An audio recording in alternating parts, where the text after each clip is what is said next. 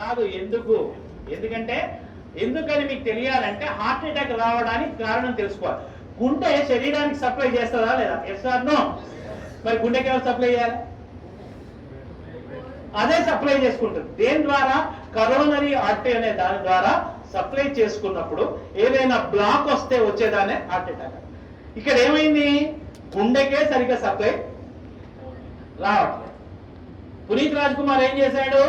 1 kilometre నడుచుకుంటూ పోయినాడు. దగ్గర విక్రమ్ హాస్పిటల్ ఉంటే 1 కిలోమీటర్ నడుచుకుంటూ పోయాడు. ఏమైంది? కాదు సందు లేదు, మెడకోడు, దానికే సరిగ్గా సప్లై వస్తలేదు. ఎవరికి? గుండెకు. అదే దానికే వశం అయితే లేదు, ఏది పోతలేదు, దానికే వస్తలేదు. శరీరం మొత్తానికి ఎట్లా సప్లై చేస్తుంది అది? డుష్యూ డుష్యూ డుష్యూ. అందు గురించి హార్ట్ అటాక్ వచ్చిన వాడిని నడిపించకండి.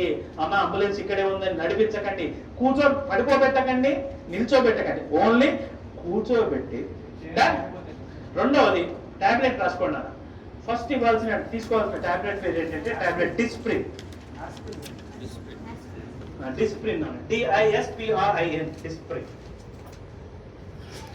It makes the blood diluted. ఇది రక్తాన్ని పల్చగా చేస్తుంది. ఇది ఏం చేస్తుంది నాన్న? రక్తాన్ని పల్చగా చేస్తుంది.